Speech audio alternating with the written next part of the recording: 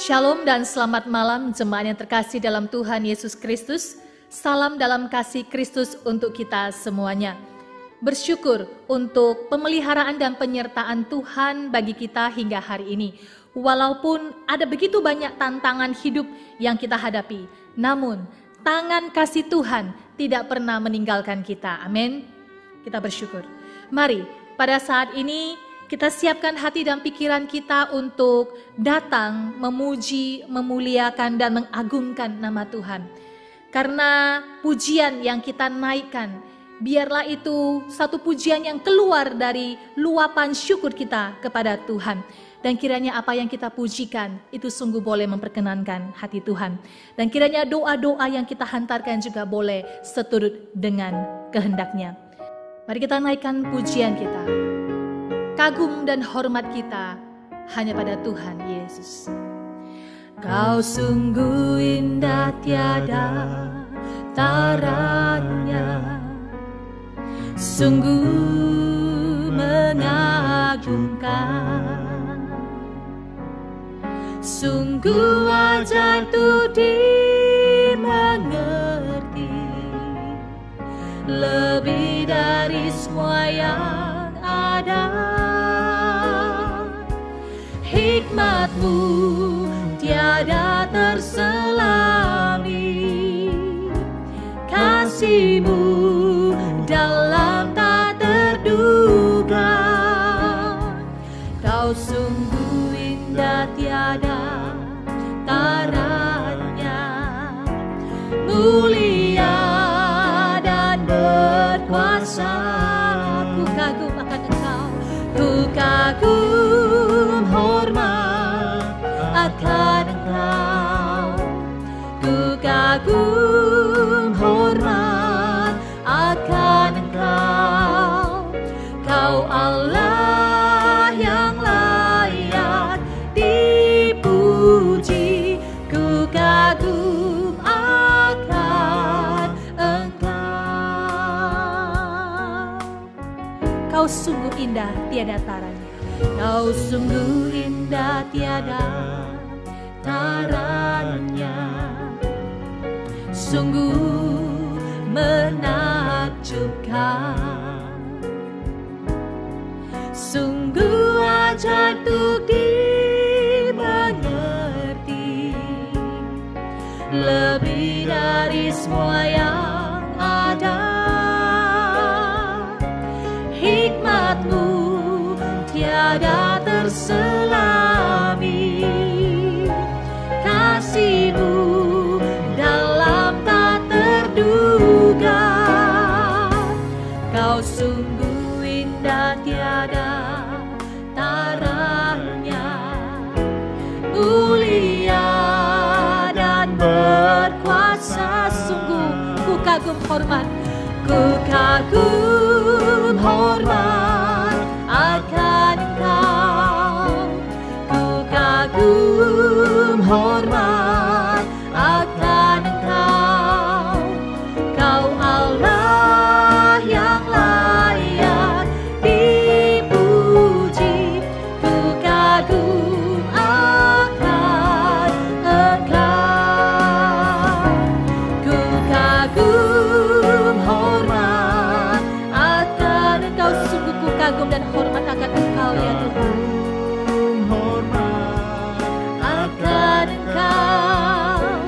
Kau Allah yang layak dipuji, ku kagum akan Engkau, ku kagum akan Engkau. Ku kagum akan Engkau ya Tuhan, akan Engkau. Haleluya. Saudara, mari kita naikkan pokok doa kita yang pertama. Mari kita mengucap syukur atas kasih setia, pemeliharaan dan penyertaan Tuhan yang nyata di dalam kehidupan kita. Walaupun di tengah-tengah kesulitan dan banyak ketidakpastian akan situasi dan kondisi yang melanda kita, mari kita juga berdoa supaya iman dan pengharapan kita tetap teguh hanya dan di dalam Tuhan Yesus Kristus. Mari kita naikkan pokok doa kita yang pertama. Bapa di dalam surga, kami mengucap syukur untuk kasih pemeliharaan Tuhan dan penyertaan Tuhan yang tidak terhingga dan nyata di dalam kehidupan kami. Sungguh Tuhan, pertolongan-Mu tidak pernah terlambat dan tangan-Mu selalu menaungi kehidupan kami. Walaupun hari ini di tengah-tengah kesulitan yang sedang melanda kami, di tengah-tengah pandemi wabah COVID-19, Tuhan, Engkau terus menyatakan penyertaan-Mu bagi kami. Terlebihnya Tuhan, kami boleh menikmati akan kasih-Mu hari demi hari. Dan kami juga bersyukur Tuhan, di tengah-tengah kesulitan yang kami hadapi, Tuhan, Engkau tidak pernah meninggalkan kami. Dan kami rindu dan kami terus berdoa untuk pertumbuhan iman kami, supaya iman kami tetap teguh di dalam Engkau. Pengharapan kami tetap dan hanya di dalam Engkau. Tuhan, terima kasih supaya iman kami juga tidak menjadi lesu, namun terus di dalam Engkau. Dan karena kami tahu Engkaulah pengharapan di dalam hidup kami. Terima kasih Tuhan, ini doa syukur kami di dalam nama Tuhan Yesus Kristus. Amin. Pokok doa kita yang kedua, mari kita doakan rencana dan persiapan ibadah konvensional di seluruh gereja lokal GKY agar dapat berjalan dengan baik dan sungguh-sungguh dipikirkan dan direncanakan dengan matang untuk kebaikan dan kepentingan bersama. Mari kita doakan juga supaya nantinya jemaat yang akan kembali mengikuti ibadah konvensional ini dapat beradaptasi dengan baik. Mari kita berdoa. Bapa di surga, sudah berbulan-bulan lamanya kami mengikuti ibadah online tanpa bersekutu bersama-sama secara langsung di gereja. Namun kami mengucap syukur karena kami masih diberikan kesempatan untuk dapat beribadah, mendengarkan firman Tuhan, memuji memuliakan Tuhan walaupun melalui ibadah online. Tuhan, sebentar lagi mungkin akan ibadah konvensional akan segera dilaksanakan. Namun Tuhan, sebelum itu kami mohonkan pimpinan-Mu untuk para majelis, hamba-hamba Tuhan, semua pengurus gereja lokal GKY untuk sungguh-sungguh memikirkan dengan matang, penuh hikmat bijaksana daripada Tuhan untuk merencanakan ibadah konvensional di mana jemaat akan kembali beribadah. Tuhan tolong supaya semua perencanaan boleh direncanakan dengan sebaik-baiknya demi kepentingan dan kebaikan bersama. Tuhan tolong, tentu jemaat-Mu sudah rindu untuk kembali beribadah secara konvensional, namun Tuhan terus berikan hikmat kepada pengurus gereja untuk sungguh-sungguh merencanakannya dengan baik. Tuhan, terima kasih, ini doa kami, permohonan kami, biarlah semuanya seturut dengan kehendak dan rencana-Mu. Di dalam nama Tuhan Yesus Kristus kami berdoa. Amin. Pokok doa kita yang ketiga, saudara, kita tahu bahwa tingkat penyebaran COVID-19 ternyata masih terus meningkat. Mari kita terus mendoakan agar masyarakat Indonesia diberikan kesadaran dan kewaspadaan untuk saling menjaga dan berpartisipasi dengan aktif untuk memutuskan penyebaran virus ini. Kita doakan juga supaya pemerintah dalam membuat dan mengatur segala kebijakan demi kebaikan dan kepentingan bersama, supaya mereka sungguh-sungguh Tuhan berikan hikmat bijaksana. Mari kita berdoa untuk pokok doa yang ketiga ini. Bapa di dalam surga, kami berdoa untuk masyarakat luas, khususnya masyarakat yang ada di Indonesia dari Sabang sampai Merauke. Tuhan, kami berdoa dan kami mohonkan kiranya Engkau memberikan kesadaran kepada setiap masyarakat Indonesia untuk boleh menjaga diri, bahkan saling menjaga satu dengan lainnya, dan menolong supaya penyebaran COVID ini tidak meningkat. Kami mohonkan pimpinan tangan-Mu ya Tuhan, karena penyebaran COVID ini hari demi hari ada penambahan jumlahnya. Mohon belas kasih-Mu Tuhan, dan juga untuk para medis, para dokter, mereka tidak lelah dalam menjalankan tugas dan panggilan mereka untuk setia mendampingi dan memberikan perawatan yang terbaik untuk para pasien yang hari ini sedang menderita. Kami coba berdoa untuk pemerintah pusat, bahkan sampai ke daerah, mereka yang juga membantu dan memikirkan supaya penyebaran COVID ini tidak menyebar. Kami mohonkan pimpinan tangan-Mu Tuhan, supaya pemerintah kami diberikan hikmat bijaksana dalam menanggulangi akan hal ini. Tuhan, terima kasih. Kami berdoa kiranya Engkau turut campur tangan, mendatangkan kebaikan bagi bangsa dan negara kami, Indonesia. Di dalam nama Tuhan Yesus Kristus kami berdoa. Amin. Pokok doa kita yang terakhir, mari kita doakan untuk seluruh negara di dalam pergumulan masing-masing. Baik itu berkaitan dengan penanganan COVID, situasi ekonomi, dan juga keamanan negara. Kiranya Tuhan memberikan belas kasihan dan hikmat kepada seluruh pemimpin negara. Mari kita berdoa. Bapa dalam surga, kami berdoa untuk negara-negara yang bukan hanya di Indonesia saja Tuhan. Negara-negara lain juga mengalami pergumulan yang sama. Penanganan COVID, situasi ekonomi, keamanan. Kami berdoa Tuhan kiranya Engkau berbelas kasih, memberikan hikmat bijaksana kepada setiap pemimpin-pemimpin negara untuk siap menangani akan penyebaran COVID, pemulihan ekonomi, dan juga soal keamanan. Tuhan, kami mohonkan belas kasih-Mu bagi setiap negara-negara yang sedang mengalami pergumulan yang sama ini. Mohon kasih dan anugerah-Mu supaya setiap anak-anak Tuhan juga tidak menjadi lengah, namun tetap di dalam Tuhan berdoa, memohon belas kasih, memohon penyertaan dan pemulihan daripada Tuhan. Terima kasih Tuhan, ini doa kami. Di dalam nama Tuhan Yesus Kristus kami berdoa. Amin. Saudara yang terkasih, biarlah hati kita rindu disirami dan disegarkan oleh kebenaran firman Tuhan. Seperti rusa yang rindu aliran sungai, seperti itulah jiwa kita merindukan akan Tuhan. Seperti rusa rindu sungai-Mu, jiwaku rindu Engkau. Kaulah Tuhan hasrat hatiku, ku rindu menyembah-Mu.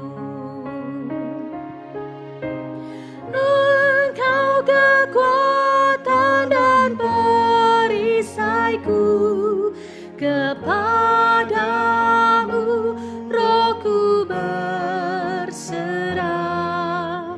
Kaulah Tuhan hasrat hatiku, ku rindu menyembah-Mu.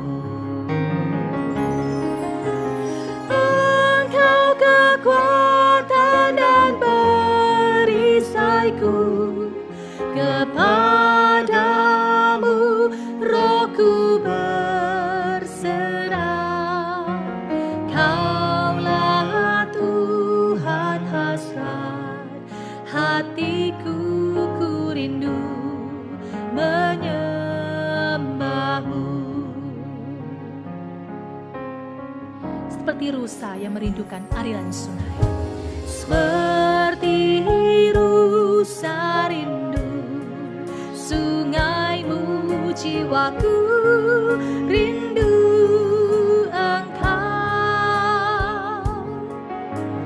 Kaulah Tuhan hasrat hatiku, ku rindu menyembah-Mu.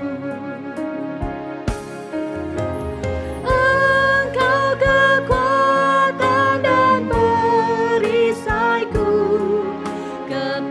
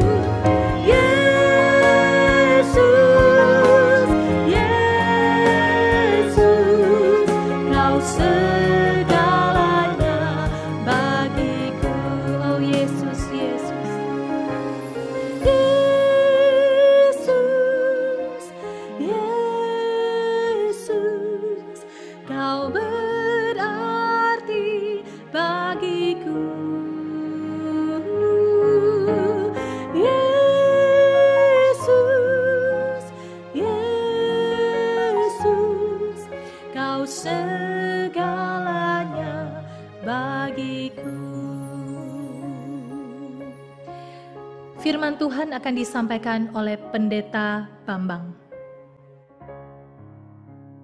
Selamat malam, saudara-saudara yang dikasihi Tuhan. Kita patut bersyukur kalau pada hari ini kita bisa bersama-sama ikut di dalam ibadah doa kita pada malam hari ini. Saudara, tema pada hari ini diambil dari Filipi pasal 1 ayat 1 sampai 11, yaitu tentang Paulus. Semoga kasih-Mu melimpah. Saudara-saudara, mari kita masuk di dalam doa sebelum kita merenungkan bagian firman Tuhan ini. Kami bersyukur ya Tuhan kalau pada kesempatan malam ini kami masih boleh bersama-sama berdoa kepada Tuhan, boleh bersekutu bersama dengan Tuhan dan bersama dengan keluarga. Kami bersyukur oleh karena firman-Mu tidak henti-hentinya akan mengingatkan kami. Kiranya Roh Kudus yang tinggal dalam diri kami menerangi hati dan pikiran kami, memberikan pengertian tentang firman-Mu, sehingga kami boleh melakukannya sesuai dengan kehendak Tuhan, tepat seperti yang Tuhan inginkan. Tolonglah kami Tuhan, dan kami siap untuk mendengarkan firman-Mu. Di dalam nama Tuhan Yesus, kami berdoa dan mengucap syukur. Amin. Saudara-saudara, mari kita membaca dari Filipi pasal 1 ayat yang pertama. Dari Paulus dan Timotius, hamba-hamba Kristus Yesus, kepada semua orang kudus dalam Kristus Yesus di Filipi dengan para penilik jemaat dan diaken. Saudara, dari ayat 1 ini kita bisa mengerti bahwa surat ini ditulis oleh Paulus dengan bantuan Timotius, dan surat ini ditujukan kepada jemaat di Filipi dan juga kepada pengurus jemaat di Filipi. Saudara, ada dua kata yang dipakai untuk pengurus jemaat di Filipi, yaitu penilik jemaat dan diaken. Saudara, penilik di dalam bahasa aslinya yaitu episkopoi adalah penatua atau tua-tua, atau yang kita kenal juga dengan presbiteros, yaitu yang diserai tugas untuk memimpin, mengatur, menolong, membimbing, dan mengajar jemaat di dalam rumah Tuhan. Mereka punya tugas khusus, yaitu melayani jemaat dan di dalam rumah Tuhan. Di dalam GKY kita mengenal ada 3 bidang yang konsentrasinya melayani di dalam rumah Tuhan, yaitu ibadah, persekutuan, dan pembinaan. Saudara, sedangkan diaken atau diakonos ialah pembantu penilik atau pembantu tua-tua untuk pelayanan diakonia. Dan ini pelayanan yang berada di luar rumah Tuhan. Saudara, di GKY sendiri ada 2 bidang yang konsentrasi pelayanannya keluar. Yang pertama adalah bidang PI atau penginjilan, dan yang kedua adalah bidang sosial atau pelayanan diakonia. Saudara-saudara, baik pelayanan keluar maupun pelayanan yang di dalam, semua terlayani dengan baik. Doa Paulus selanjutnya bisa kita pelajari melalui ayat yang kedua sampai ayat yang ke-11. Yang pertama yaitu tentang doa berkat yang ditulis di dalam pasal 1 ayat yang kedua. Lalu doa syukur, pasal 1 ayat ketiga sampai 8. Dan doa pengharapan, pasal 1 ayat 9 sampai ayat yang ke-11. Mari kita melihat tentang doa berkat yang tertulis di dalam Filipi pasal 1 ayat yang kedua. Demikian bunyi firman Tuhan. Kasih karunia dan damai sejahtera dari Allah Bapa kita dan dari Tuhan Yesus Kristus menyertai kamu. Saudara-saudara, ini adalah formula doa berkat di dalam perjanjian baru. Ini adalah doa berkat Rasul.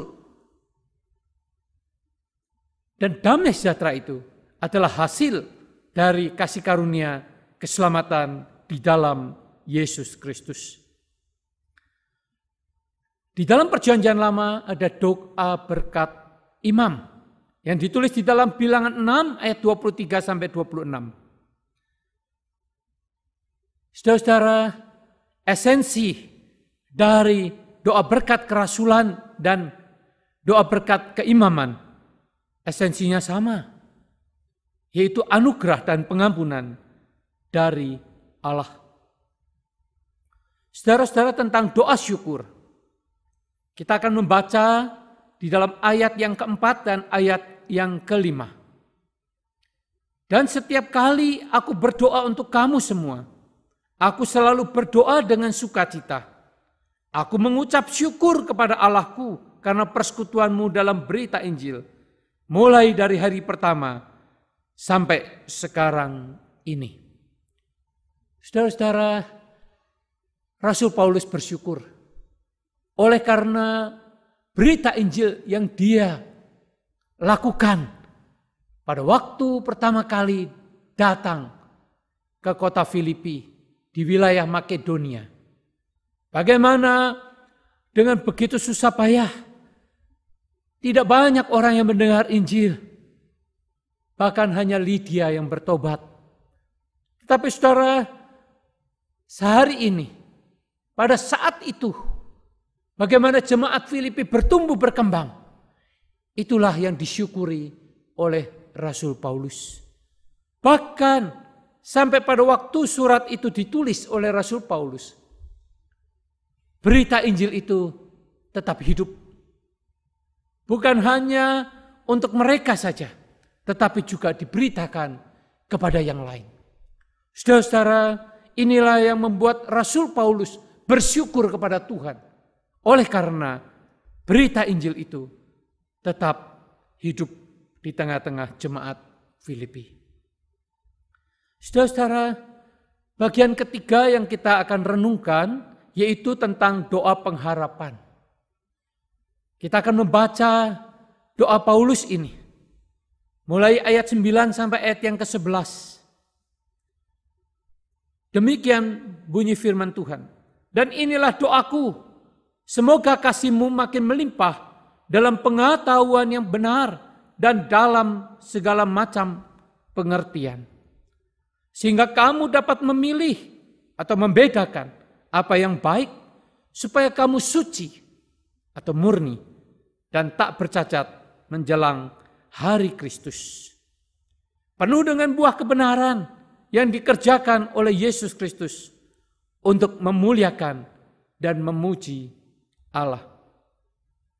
Saudara-saudara, Rasul Paulus bukan hanya mengucapkan doa berkat, bukan hanya mengucapkan doa syukur, tetapi juga ada satu permohonan, satu pengharapan yang Rasul Paulus doakan kepada Tuhan, supaya jemaat itu memiliki kasih, dan kasihnya itu boleh semakin melimpah di dalam Tuhan.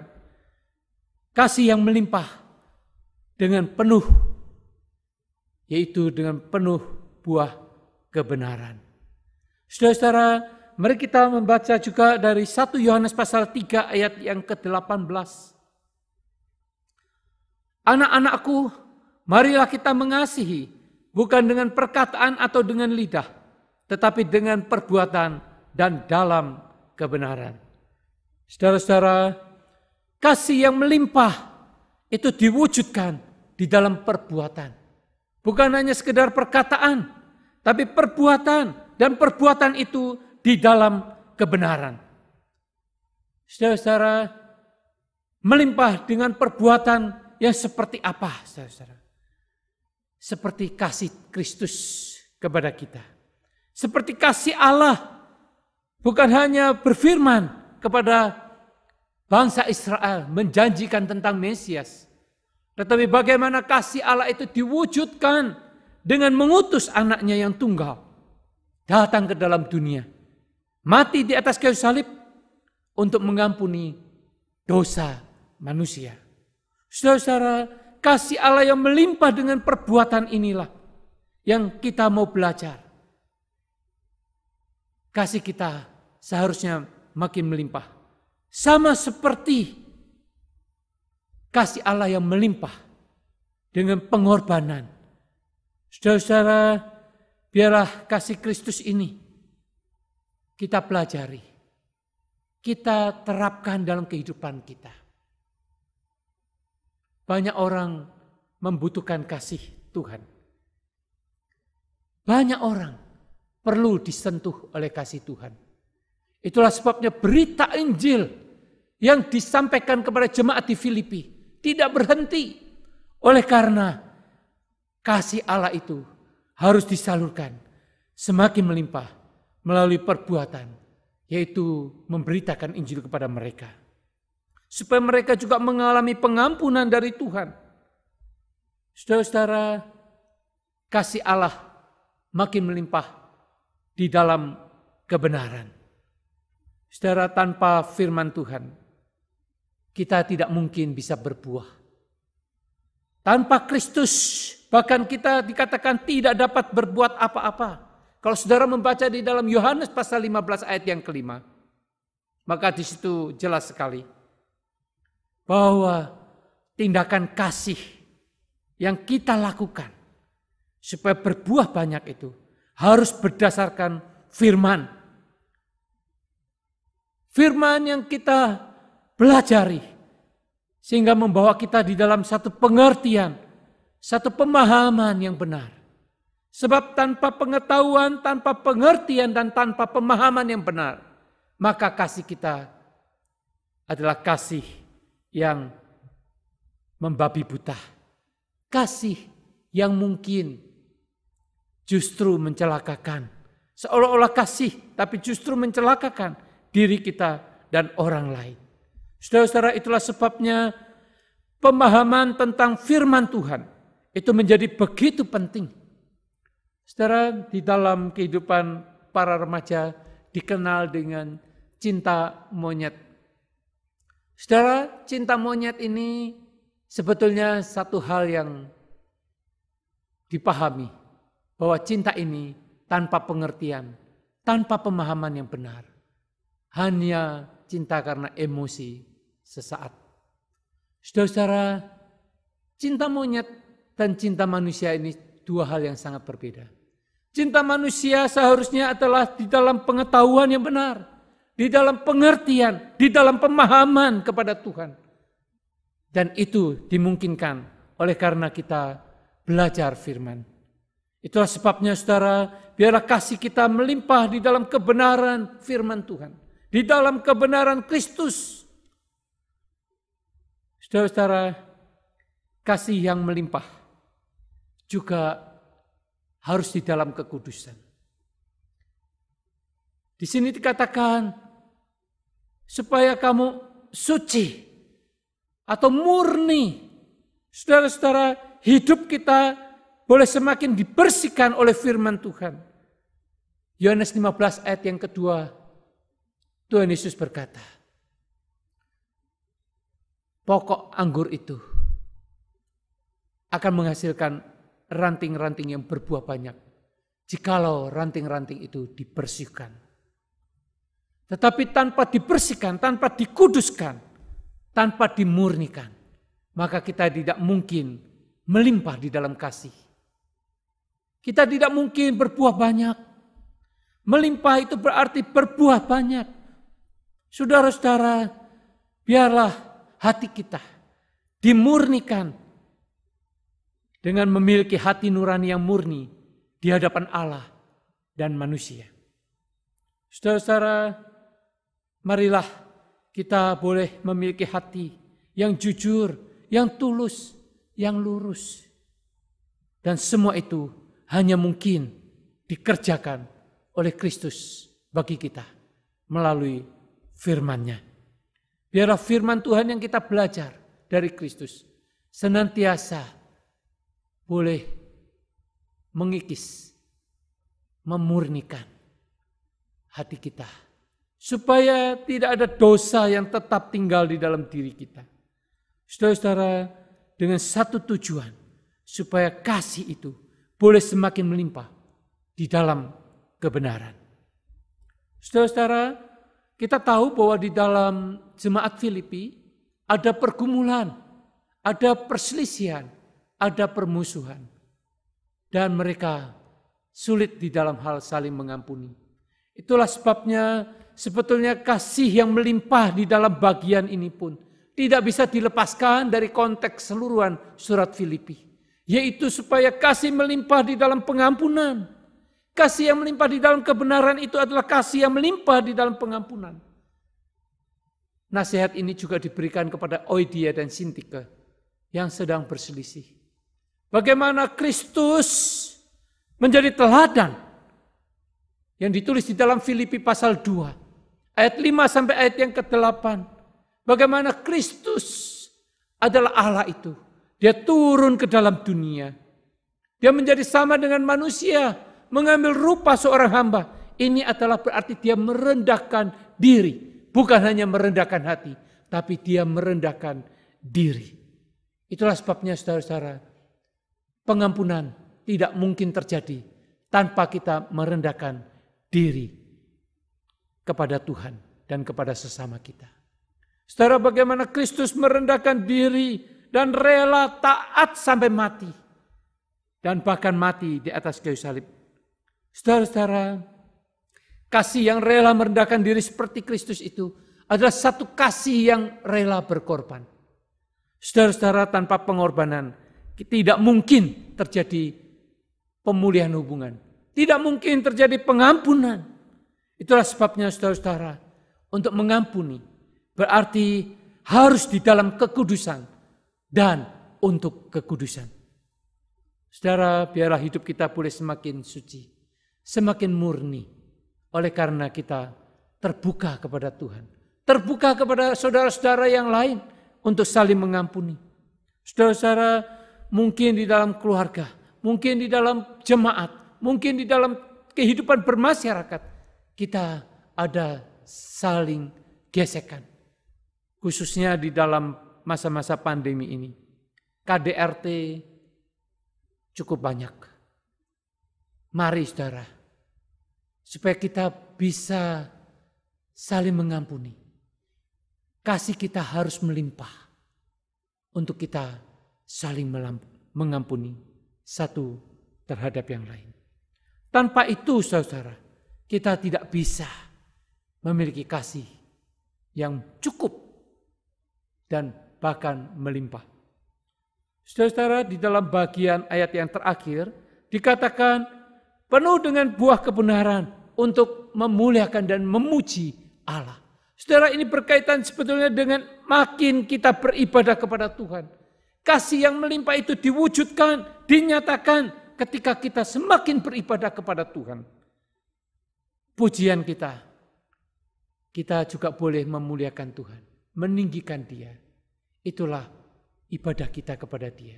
Bukan hanya ibadah online, bukan hanya ibadah di gereja.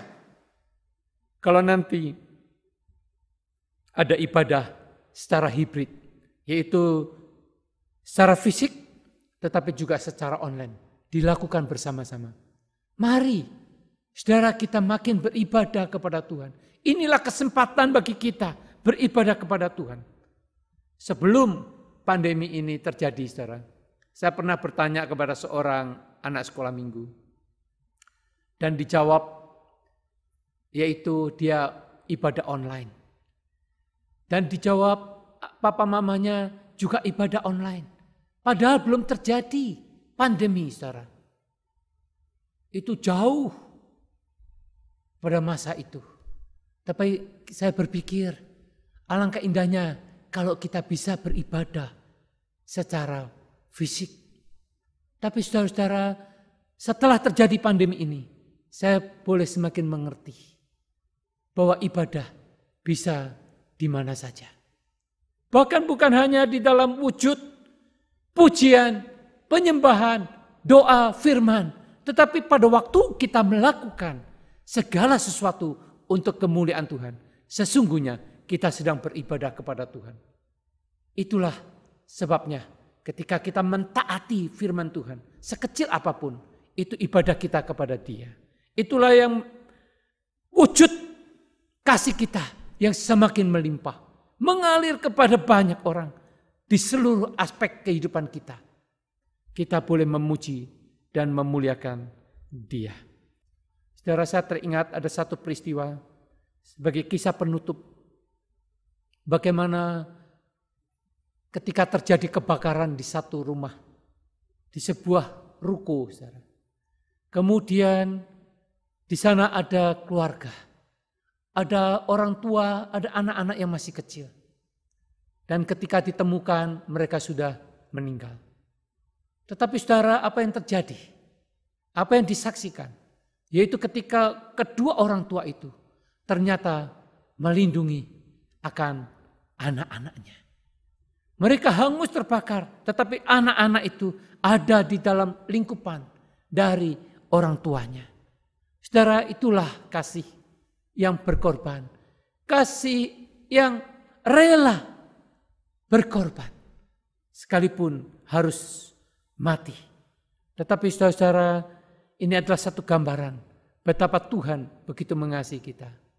Mengapakah kita tidak bisa mengasihi orang lain secara berlimpah-limpah? Kasih Kristus begitu berlimpah bagi kita. Mari kita terapkan dalam hidup kita. Yohanes 15 ayat yang ke-8 sebagai ayat penutup.